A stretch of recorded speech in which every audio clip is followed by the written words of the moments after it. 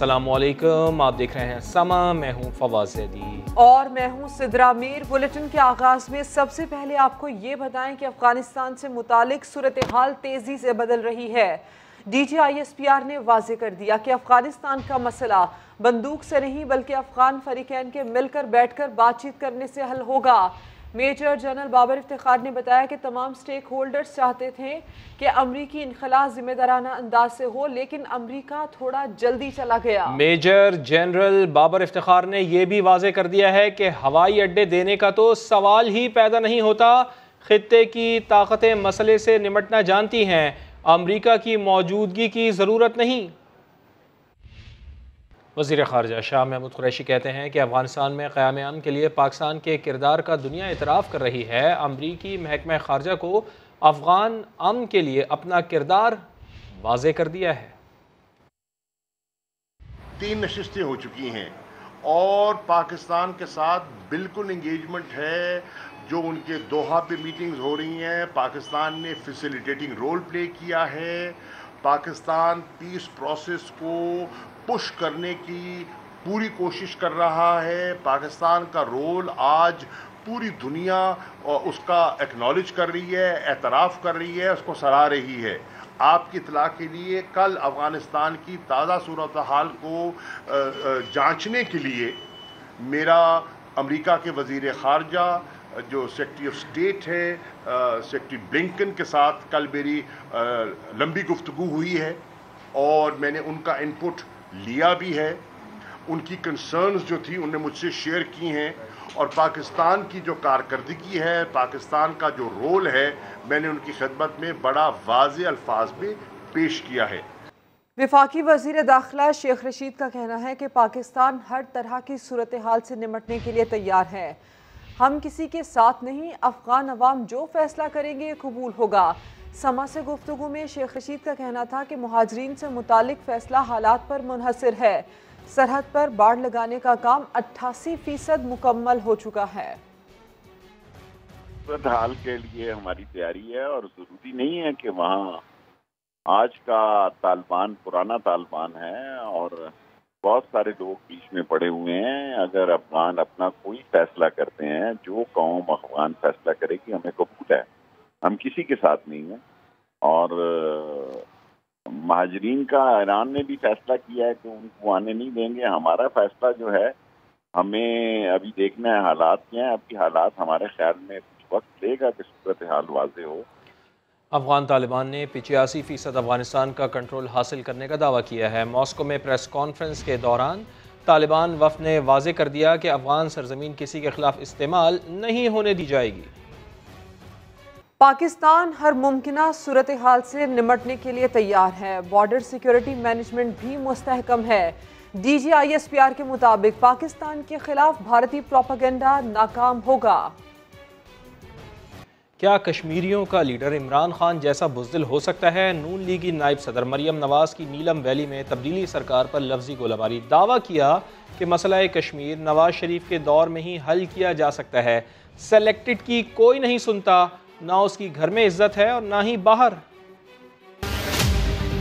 कश्मीरियों का लीडर क्या इमरान खान जैसा बुज़दिल इंसान हो सकता है? कश्मीरियों का सिपा सालार वो नवाज शरीफ हो सकता है जो जब वजीर आजम होता है तो भारत के वज़ीर आजम पाकिस्तान की धरती पर तशरीफ लाते हैं। मसला कश्मीर अगर हल हुआ इंशाअल्लाह ताला तो नवाज शरीफ की क़यादत में होगा, क्योंकि सिलेक्टेड को कोई नहीं मानता। सिलेक्टेड की ना घर में इज्जत है ना घर के बाहर इज्जत है।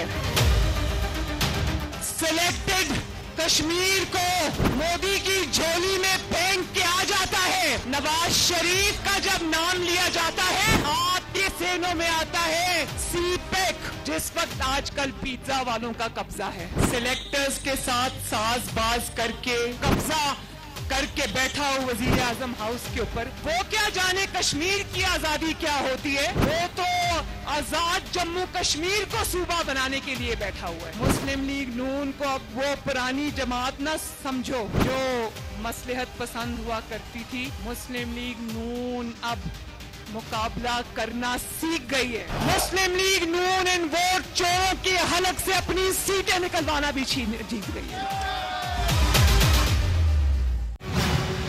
आगे चलकर देखिए किसने की छोटे मियां साहब को कॉफी की ऑफर।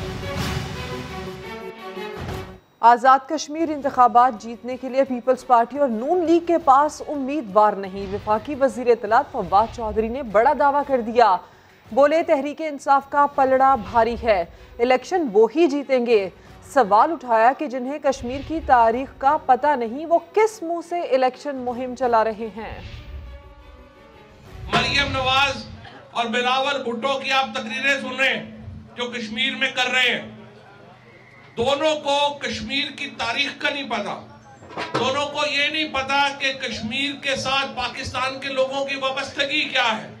ये मरियम नवाज तो वही हैं जिनकी बेटी की शादी थी तो मोदी साहब आके यहाँ पे भंगड़े डाल रहे थे। बिलावल को और मरियम को क्या पता कि पाकिस्तान के लोगों ने कश्मीरों के लिए क्या कुर्बानियां दी हैं। क्या इस वक्त जो ये कैंडिडेट के लिए कैंपेन कर रहे हैं पीपल्स पार्टी के पूरे कश्मीर में 8 उम्मीदवार नहीं है।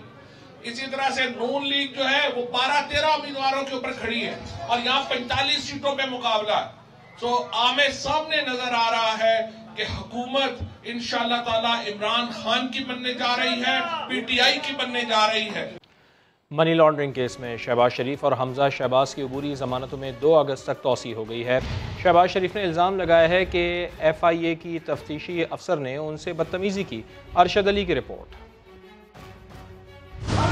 ऑपोजिशन लीडर शहबाज शरीफ और हमजा शहबाज की पेशी बैंकिंग कोर्ट के ड्यूटी जज ने समाअत की। FIA के तफ्तीशी अफसर ने बताया कि हमजा शहबाज ने अभी तक जवाब नहीं दिया और तहकीकात नामुकम्मल हैं। शहबाज शरीफ रोस्टम पर आए और कहा कि तफ्तीश के दौरान FIA के अफसरान ने उन्हें हिरासा किया और बदतमीजी से पेश आए। ऊंची आवाज में बोलकर मजाक उड़ाते रहे, जिस पर अदालत ने हदायत की उन्हें हिरासा ना किया जाए। बाद में अदालत ने अबूरी जमानत में तोसी कर दी। मीडिया से गुफ्तगू में लीगी रहनुमा अता तारड़ ने तमाम मुकदमात को बेबुनियाद करार दे दिया। जितने केस बनाए हैं सब बेबुनियाद हैं।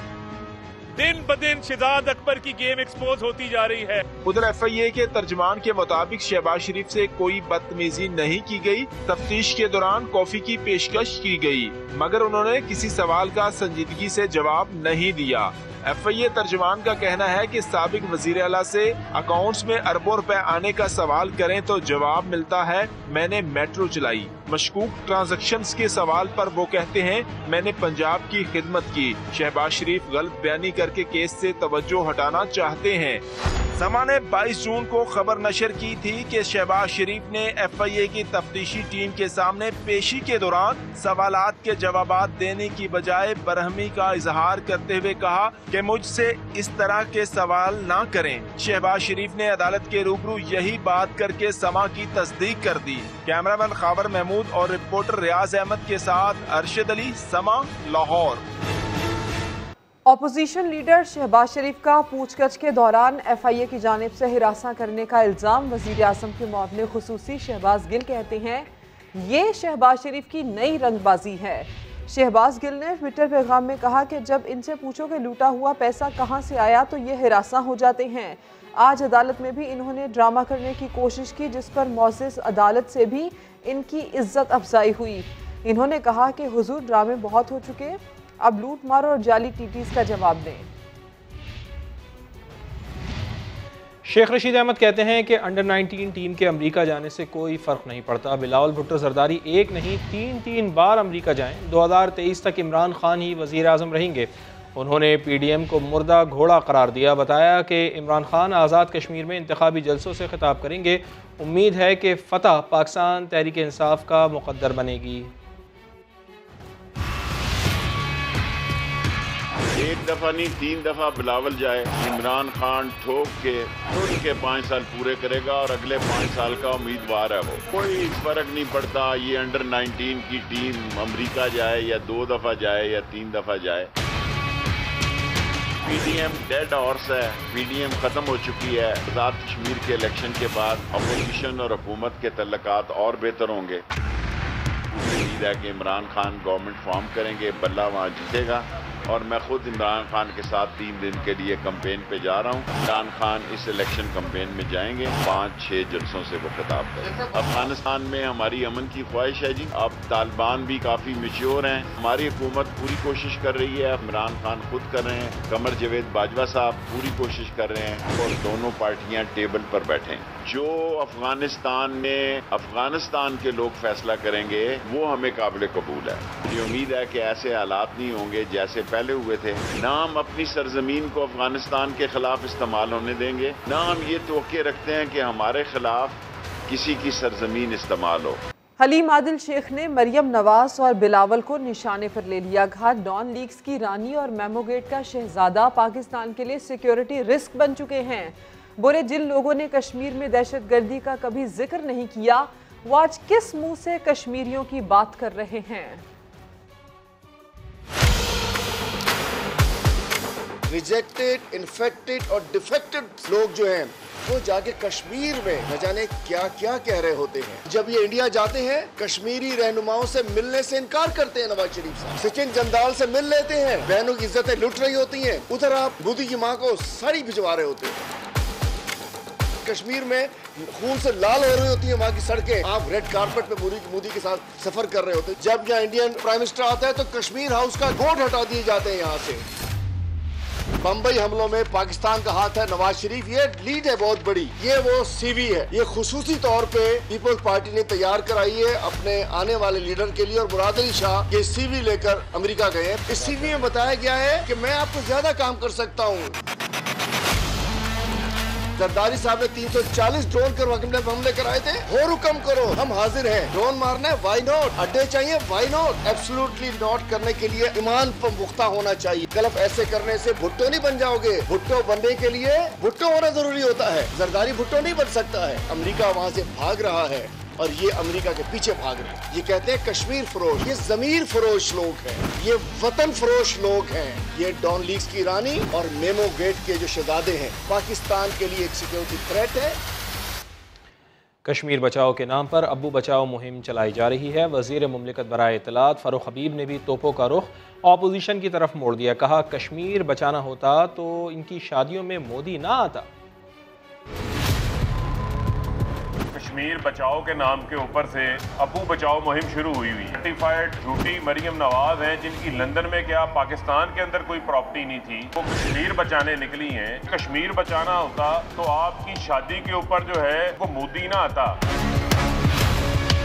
बिलावल जो है वो जरदारी की करप्शन के वारिस है। नवाज शरीफ जो करप्शन की वारिस मरियम सफदर बनी हुई है। ये चाहते हैं कि इस मुल्क के अंदर करप्शन का निज़ाम, मनी लॉन्ड्रिंग का निज़ाम राइज रहे। ये मरियम और बिलावल टेस्ट ट्यूब सियासतदान है। इनकी सीवी के ऊपर यही है कि ये खानदानी पॉलिटिशियंस हैं।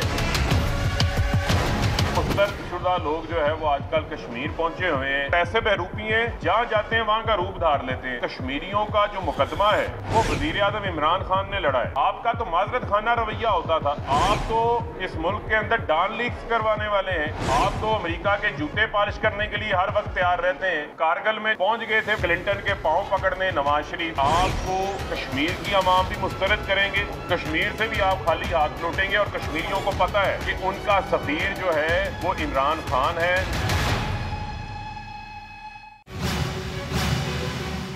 सेल्फी के बदले हवालात, तफसीलात थोड़ी देर बाद। सियासी मैच से आगे बढ़ते हैं पाक इंग्लैंड क्रिकेट मैच की तरफ, जहां लॉर्ड्स में दूसरा वनडे जारी है। पहले बैटिंग करने वाली इंग्लिश टीम के 156 रन पर 5 खिलाड़ी आउट हो चुके हैं। इंग्लैंड की पहली 2 विकेटें 21 रन पर गिर गई, मगर फिल सॉल्ट और डेविड मिलान टीम को मुश्किल से बाहर ले आए। फिल सॉल्ट ने 60 और डेविड मिलान ने 56 रन की इनिंग्स खेली। बारिश की वजह से मैच ताखीर से शुरू हुआ। मैच 47 ओवर्स तक महदूद कर दिया गया, जबकि अभी जो अपडेट है वो ये है कि 157 स्कोर हो चुके हैं।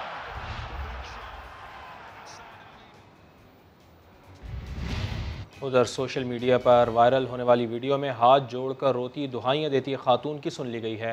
रावलपिंडी पुलिस ने खातून को डराने और धमकाने वाला मुलजिम गिरफ्तार कर लिया है। इस्लामाबाद में लड़का लड़की पर तशद्दुद केस में गिरफ्तार 5वां मुलजिम शनाख्त परेड के लिए जेल भेज दिया गया है। उमर आसिफ की रिपोर्ट देखते हैं।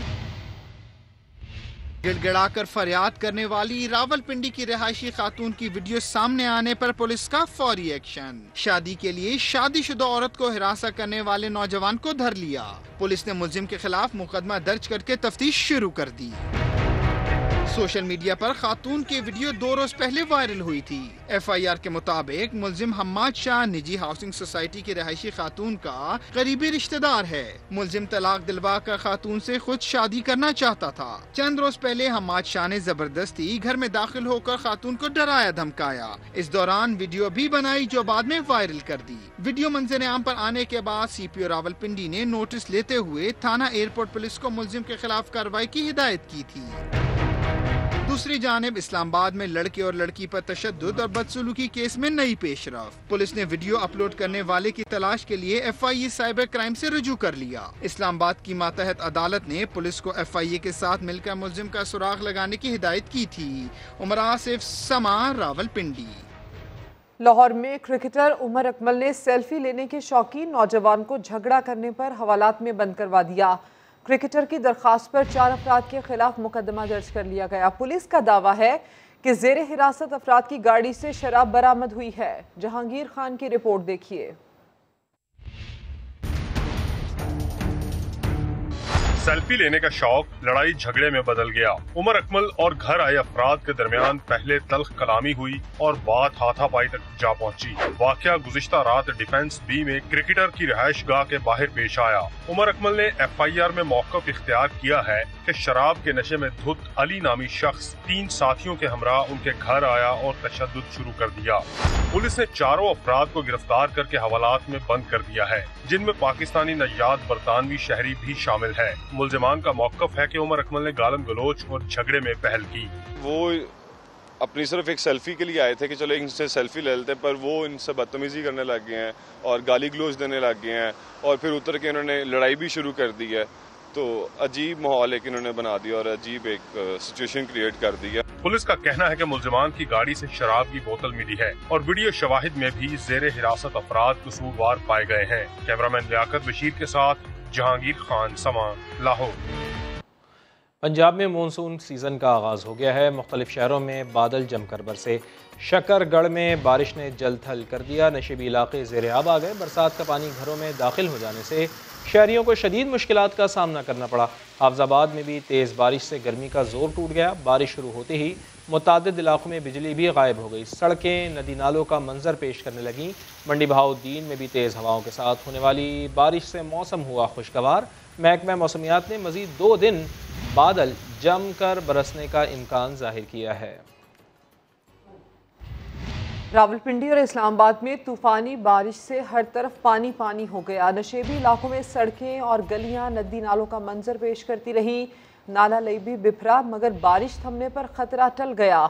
आदिल तनोली रिपोर्ट करेंगे।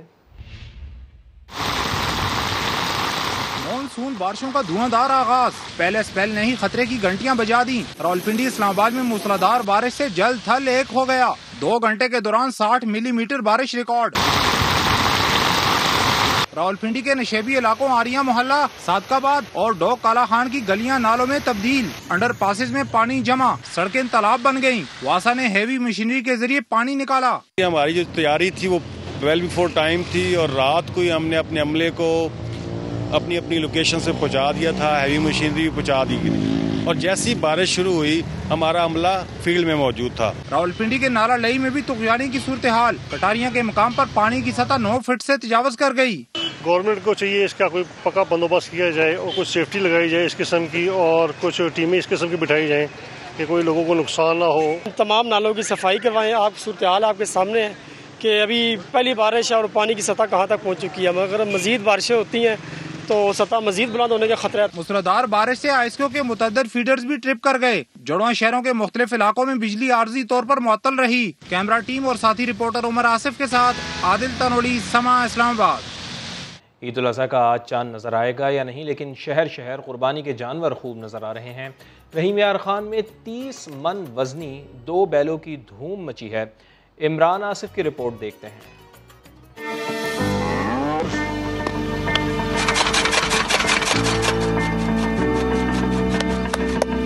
भारी भरकम, मनोवजनी काला तूफान और लाल सुल्तान को बड़े नाज नखरों के साथ देसी खुराक खिलाकर पाला गया है। बहुत सी बड़ी खुराक है, गंदम है, जैसे कि चनों का छिलका, दाल का दलिया है, वो चीज़ें चोकर खाल मिक्स करके खिलाते हैं। बहुत नायाब नस्ल के जानवर हैं और वजन जो है इनका वो तकरीबन 35 से 40 मन है। ऊंचा कद, चौड़ी गर्दनें, नवाबों जैसी चाल, इन लाडले और नायाब नस्ल के जानवरों को देखने के लिए लोग दूर दूर से आ रहे हैं, लेकिन मालिक भी बजिद है। कहता है फी बैल 20 लाख रुपए से 1 पैसा कम नहीं होगा। इमरान आसिफ, समा, रहीम यार खान। कराची के इलाके लियाकताबाद में 6 टांगों वाले बैल का खूब चर्चा है। सलमान अहमद की रिपोर्ट में देखिए।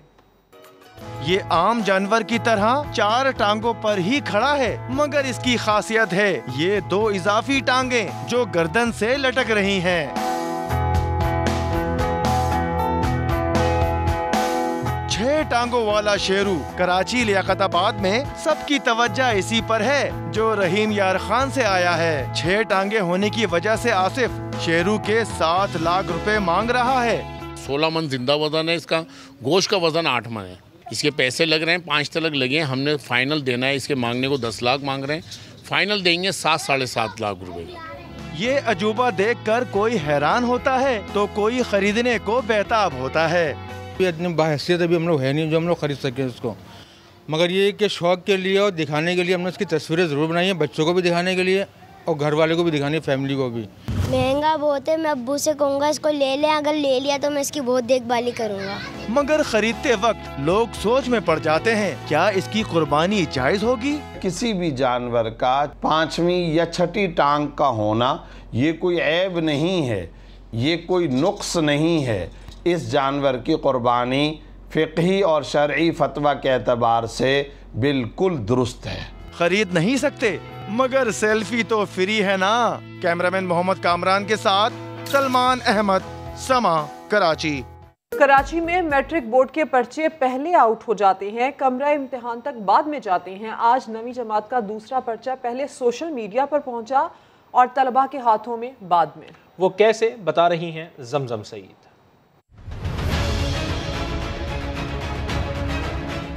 न महकमा दाखिला सिंध का नोटिफिकेशन कुछ काम आ सका, न ही मैट्रिक बोर्ड का दावा कोई रंग दिखा सका, मगर पर्चा आउट माफिया अपना काम दिखा गया।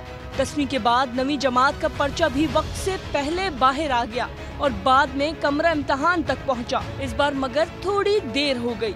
9वीं जमात का पहला पर्चा 1 घंटे पहले आउट हुआ था, लेकिन दूसरा पर्चा आधे घंटे पहले सोशल मीडिया पर सबने देखा। पर्चा आउट हुआ तो मेहनती तालबात बड़ी मायूस हुई। ये जो लीक हो जाता है उसके बाद जिन लोगों ने बहुत ज़्यादा मेहनत की होती है उनके साथ अनफेयर होता है, क्योंकि जिन्होंने मेहनत नहीं की है वो पेपर देख के और सारे आंसर्स कॉपी कर लेते हैं। इतनी ज़्यादा चीटिंग्स हो रही हैं, सब मोबाइल लेके जाते हैं, काफ़ी ज़्यादा वीडियोस वगैरह हुई हैं और पर्चे वगैरह भी लीक्स हो जाते हैं। महकमा दाखिला सिंध ने इम्तिहानी मराकज़ में दफ़ा 144 नाफिज कर रखी है, मगर मोबाइल फ़ोन खुले आम इस्तेमाल किए जा रहे हैं और मैट्रिक बोर्ड के लिए खतरे की घंटियां बजाए जा रहे हैं। कैमरामैन कामरानुद्दीन के साथ जमजम सईद, सावा, कराची। यूनिवर्सिटीज़ के तलबा ने लाहौर गैरजन में पाक फ़ौज के साथ दिन गुजारा। तलबा को पाक फ़ौज के तंजीमी ढांचे और दिफाई सलाहियतों के बारे में बताया गया। तलबा ने टैंकों की सवारी की और फ़ौजी गाड़ियों में खुसूसी दिलचस्पी का भी इजहार किया। ISPR के मुताबिक प्रोग्राम का मकसद तलबा को पाक फ़ौज के उमूर के बारे में आगाही देना है। तलबा ने पाक फ़ौज की पेशा वराना सलाहियतों, महारतों और अज़्म व हौसले को बेहद सराहा। लाहौर की कम उम्र O लेवल की तालिबा ईमान जवाद ने लेडी डायना अवार्ड अपने नाम कर लिया। ये अवार्ड उन्हें खिदमत के एवज़ दिया गया। उनसे मिलवाएंगी आयशा अता। मुझे Diana award distribution of compression garments के लिए दिया गया है, जो कि बर्न पेशेंट्स की पोस्ट बर्न ट्रीटमेंट में इस्तेमाल होते हैं। प्रोजेक्ट अपना 3 से 4 साल कबल स्टार्ट किया, क्योंकि पहले ये कंप्रेशन गारमेंट्स अमेरिका से आया करते थे जो कि इतने कॉस्ट इफेक्टिव नहीं थे, तो हमने इसकी लोकल मैन्युफैक्चरिंग यहाँ पे स्टार्ट की। बच्चे, औरतें और ऐसे लोग जो अपनी रोज़ी के लिए कमा रहे हैं, वो एक ट्रॉमेटिक एक्सपीरियंस की वजह से पूरी ज़िंदगी के लिए स्कार हो जाते थे। और जब उन्हें बताया जाता था इस ट्रीटमेंट की प्राइस, तो वो बिल्कुल भी उनके लिए अफोर्डेबल नहीं होती थी और वो अपनी वसाइल की कमी की वजह से वहाँ से ऐसे ही चले जाते थे। तो इसलिए फिर मैंने ये सोचा कि क्यों ना यही compression garments free of cost in patients को दिए जाएं। पाकिस्तान में और भी ऐसे कुछ इलाके हैं जहाँ पे ये सहूलत मुयसर नहीं है, तो उधर भी ये अपनी सर्विसेज प्रोवाइड करना मेरा एम है। यंग लोगों से जो कि मेरी एज के इस वक्त यही मैसेज होगा, एजुकेशन को एक्सेल करने के अलावा आप लोगों को अपनी उस तरह की एक्टिविटीज़ में शामिल होना चाहिए जो कि प्रोडक्टिव हो आपके लिए भी और साथ साथ आपके मुल्क के लिए भी। स्वात की वादी कलाम में ज़मीन के तनाज़े पर गोलियां चल गईं, 3 अफराद जाँ बहक और 15 ज़ख्मी हो गए। ज़ख्मियों को अस्पताल लाया गया, जहां सहूलियात की अदम फराहमी पर वर्षा ने लाशें मरकज़ी शाहराह पर रख कर एहतजाज किया। पुलिस ने जाए वक़ूअ पर पहुँच कर सूरत हाल को कंट्रोल किया। स्वात की वादी कलाम में ज़मीन का तनाज़ा, यहाँ पर इस पर गोलियाँ चलीं, 3 अफराद जाँ बहक और 15 से ज़ायद ज़ख्मी हुए। ज़ख्मियों को मदीन अस्पताल लाया गया, जहाँ सहूलियात की अदम फराहमी पर वर्षा ने लाशें मरकज़ी शाहराह पर रख कर एहतजाज किया। पुलिस ने जाए वक़ूअ पर पहुँच कर सूरत हाल को कंट्रोल किया। सक्खर के सहराई इलाके सालेपट में एक और बच्ची मगरमच्छ का शिकार हो गई। नारा केनाल के किनारे 4 साला बच्ची को मगरमच्छ ने दबोच लिया। साहिल जोगी रिपोर्ट करेंगे। सक्खर की नारा केनाल किनारे दिल हिला देने वाला वाकया। मगरमच्छ ने 4 साला बच्ची को झपट लिया। वालिद के मुताबिक बच्ची को नहलाने के दौरान मगरमच्छ ने हमला किया।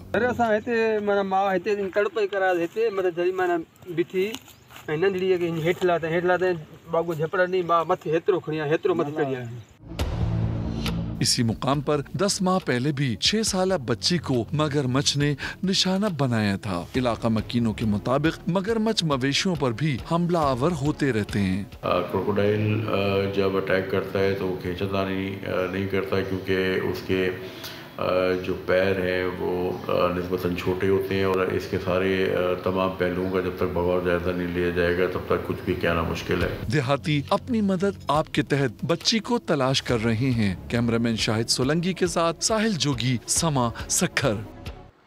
पेशावर की सबसे बड़ी दरसगाह जामिया पेशावर में पॉलीथीन बैग की भरमार। यूनिवर्सिटी का अहवाल बता रहे हैं तालिब इल्म सिकंदर शाह।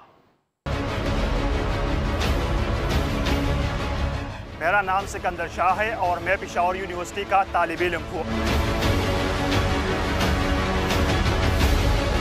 आपकी तवज्जो एक ऐसी मसले की तरफ मरकूज करना चाहता हूँ जिसने यूनिवर्सिटी का माहौल तबाह व बर्बाद कर दिया है, और वो है पॉलीथीन बैग्स। यूनिवर्सिटी इंतजामिया इस गन को जमा करके एक जगह ढेर तो लगा देती है, जिसकी रातों रात आग लगा दी जाती है, जो कि न सिर्फ तलबा के लिए नुकसानदेह है बल्कि आसपास के परिंद चरिंद के लिए भी नुकसानदेह साबित होती है। यूनिवर्सिटी इंतजामिया को बार बार कंप्लेंट करने के बावजूद ये गन आज भी यहाँ मौजूद है। हम हुकूमत वक्त से ये गुजारिश करते हैं कि वो इस गंदगी के ढेर को यहाँ से साफ कर दे।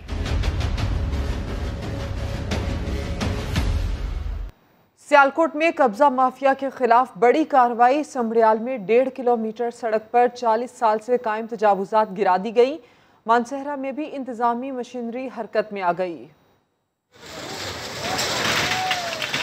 डस्का में तजावुजात के खिलाफ ग्रैंड ऑपरेशन। इंतजामिया ने समड़ियाल रोड पर भारी मशीनरी के साथ हल्ला बोल दिया। 40 साल से कायम 144 कमर्शियल इमारतों को गिराकर 1 अरब से जायद मालियत की जमीन वागजार करा ली गई।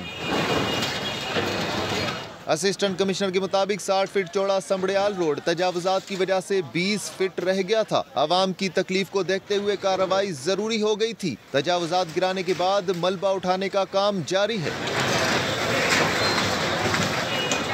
उधर मानसहरा के सयाहती मुकाम नारा में तजावुजात के खिलाफ कार्रवाई चौथे रोज भी जारी है।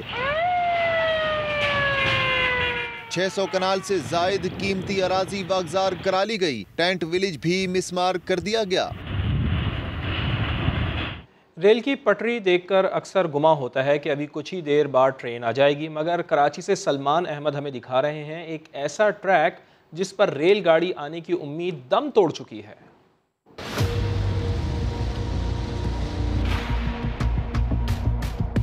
मलिर हॉल से सऊदाबाद और खोखरा पार से होकर मलिर कैंट तक जाने वाला लावारिस रेलवे ट्रैक।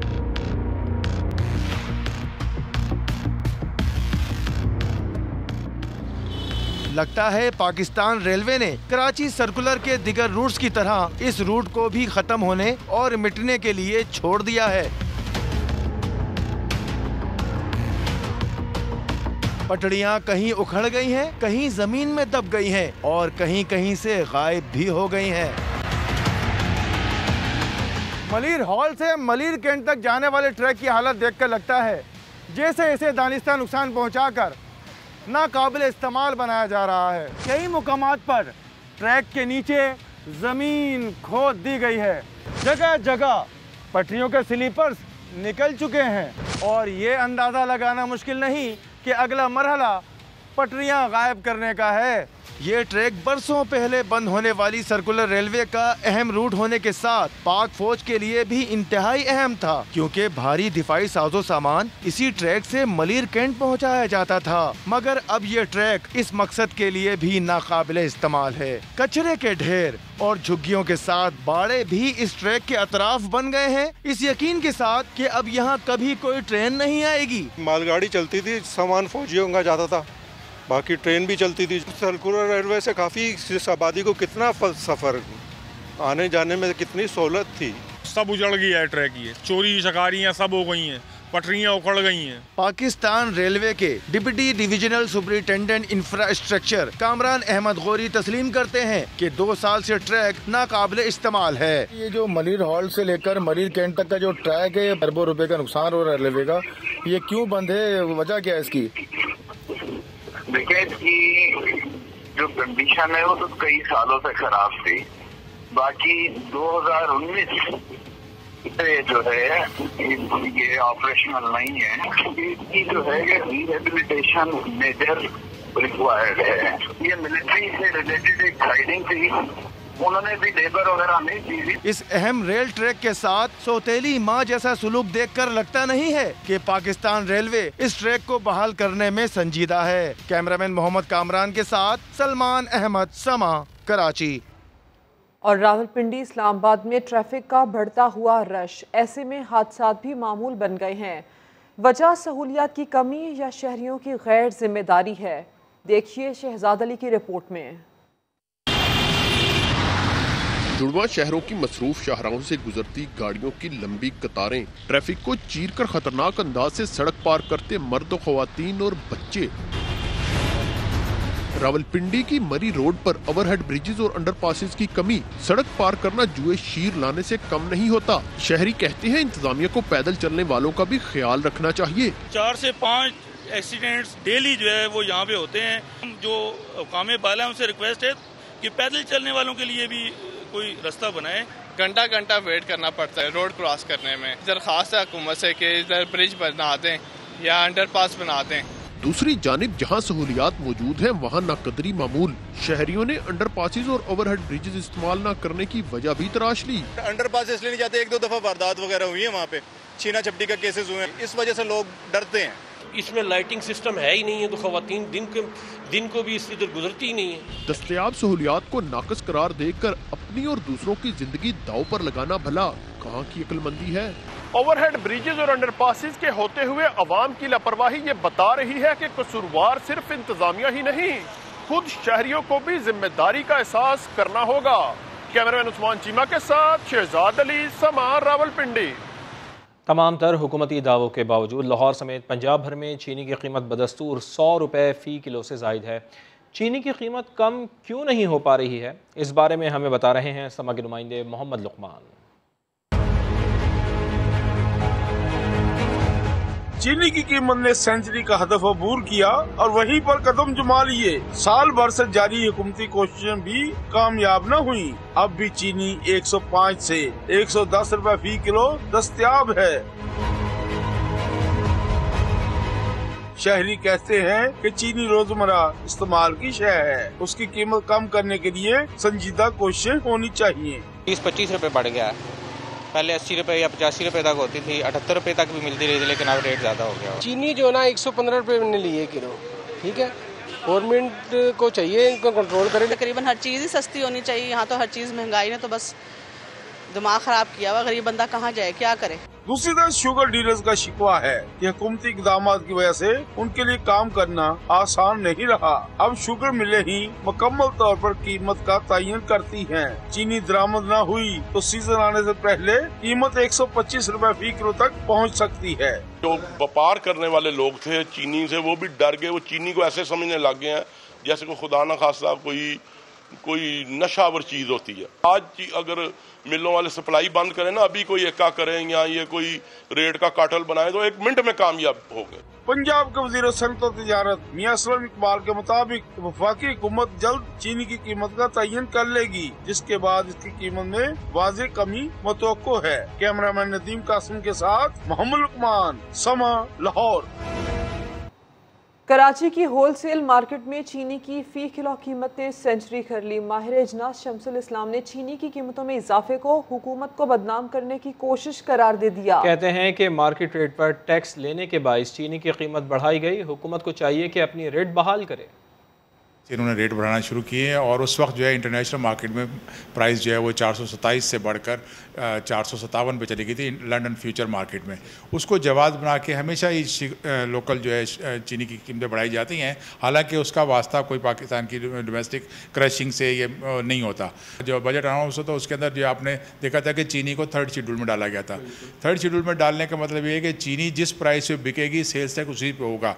इससे पहले जो है माजी की हुकूमतों ने जो है वो चीनी की मुख्तलिफ प्राइस फिक्स की थी और लास्ट जो थी 2016 में 60 रुपये एक्स मिल फिक्स करके उसके ऊपर सेल्स टैक्स फिक्स कर दिया था। हुकूमत ने बहुत अच्छा इस वक्त जो है लीकेज को रोका है और जो है इसके जो है 3rd शेड्यूल में लेकर आए हैं। अब उसको देखते हुए आपको पता है कि जो है वो अपने ऊपर नहीं डालते बल्कि कंज्यूमर के ऊपर पास ऑन कर रहे हैं और उसको देखते हुए चीनी की कीमतें बढ़ा रहे हैं। तो हुकूमत को तो चाहिए इसके ऊपर जो है अपनी रेट कायम करे, क्योंकि इनकी जो है वो कॉस्ट आपको पता है कि गन्ने की प्राइस लेके एवरेज प्राइस परचेज़ की और उसके बाद जो है आपका जो है इसका मुनाफा वगैरह शामिल कर लें तो इतनी प्राइस नहीं बनती जितनी आज ये ले गए। ये हुकूमत को बदनाम करने की कोशिश हो रही है। वज़ीर आला सिंध मुराद अली शाह नाला मुतासरीन की आबादकारी का ऐलान करके अमरीका चले गए, मगर सूबाई महकमा ख़जाना ने आबादकारी के मनसूबे पर एतराज़ात उठा दिए हैं। बात करेंगे इसी सिलसिले में समा के नुमाइंदे खुसूसी मंसूर मुगैरी हमारे साथ हैं। मंसूर, आगाह कीजिए क्या मामला है? देखिए, वज़ीर आला सिंध की जानिब से ऐलान किया गया है कि गुजर नाला, औरंगी नाला और महमूदाबाद नाले के जो मुतासरीन हैं जो कब्जा करके बैठे थे उनकी नई आबादकारी करेंगे। उस ऐलान के बाद जो महकमा बल्दियात ने समरी भेजी है वज़ीर आला को, उसमें महकमा खजाना के सीनियर अफसर ने एतराज़ात लगा दिए कि जो समरी है उसमें मुकम्मल तफसीलात नहीं है और इससे पहले जितनी आबादकारियाँ हुई हैं उनकी कोई मिसाल भी उसमें शामिल नहीं है। ये सारी चीज़ें फराम की जाएँ, उसके बाद ही जो है उसको रकम फराम की जाएगी। समरी में वज़ीर आला सिंध से 10 अरब रुपये मांगे गए हैं और उनको बताया गया है कि 1500 फी घर को दिया जाएगा 2 सालों तक और कोई 250 एकड़ ज़मीन है जो LDA और MDA के पास मौजूद है। अब हमें आगाही दें कि हम कहाँ पर आबादकारी के लिए जो मुतासरीन है वहाँ पर हम ठहराएं। तो इस तरह की समरी है जिससे खजाना ने एतराज़ लगाया है, लेकिन चीफ मिनिस्टर की जानिब से उसको काबीना में तलब किया गया कि इसके मामले का काबीना फैसला करेगी। तफसील आपने दी मंसूर, आपका शुक्रिया। वज़ीर आला सिंध मुराद अली शाह ने ऐलान करते हुए क्या कहा था अपने नाजरीन को, वो भी सुनवा देते हैं। हुकूमत सिंध ने ये फैसला किया और ये कैबिनेट से भी अप्रूवल हो गई, इसकी बस सर्कुलेशन हमने करा ली है। गुज्जर और औरंगी नाला के जो मकीन थे उनके लिए हम 6500 प्लॉट्स या उससे ज़्यादा जो भी नंबर मैं आपको दे रहा हूँ स्कीम 42 में या 63 टाउन में, ये दोनों जगह की हैं जहाँ पे हम बेहतर समझेंगे कि हमें और एक्सपेंडिचर कम होगा वहाँ पे हम 80 गज़ के प्लॉट इनको देंगे। रावलपिंडी में गैर मवासलाती अमराज के बारे में आगाही कॉन्फ्रेंस मुनक़िद की गई। Surgeon general of Pakistan army lieutenant general Nigar Johar कहती हैं गैर मवासलाती अमराज शोबे सेहत पर बड़ा बोझ हैं। उमर आसिफ रिपोर्ट करेंगे। मोटापा, ब्लड प्रेशर और दिल की बीमारियां। रावलपिंडी में पनाह के जेर एहतमाम गैर मवासलाती अमराज के हवाले से आगाही conference. Surgeon general lieutenant general Nigar Johar की बतौर मेहमान खुसूसी शिरकत। गैर मवासलाती बीमारियों की रोकथाम के लिए बाकायदा पॉलिसी को वक्त की जरूरत करार दिया। इसके लिए पॉलिसीज बन भी रही हैं, इनिशिएटिव्स हो भी रहे हैं। सो हमने वो एक्शन प्लान्स तो मौजूद हैं, लेकिन उनके ऊपर इम्प्लीमेंटेशन और काम करने की जरूरत है। पनाह के सेक्रेटरी सनाउल्लाह घुम्मन का कहना था कि इनका मकसद हुकूमत को खतरे से आगाह करना और मशवरा देना है। शुगरी स्वीटन बेवरेज है या तंबाकू नोशी है, इनके ऊपर ऐसी पॉलिसीज होनी चाहिए कि जो है ना वो इनके इसको कंट्रोल किया जाए। किसी चीज को रोकना हो तो उसके टैक्स बढ़ा दिए जाए। सदर पनाह major general retired Masood Rahman और दीगर मुकर्ररीन का कहना था कि पाकिस्तान में हर 3 मिनट में एक शख्स आर्ज़ा कल्ब में मुब्तला होता है। सस्ती सिगरेट और कोल्ड ड्रिंक्स इसकी बड़ी वजह है। रोकथाम की पॉलिसी न बनाना आवाम की सेहत के साथ खेलने के मुतरादिफ है। कैमरामैन जुल्फ़िकार अली के साथ उमर आसिफ, समा, रावलपिंडी।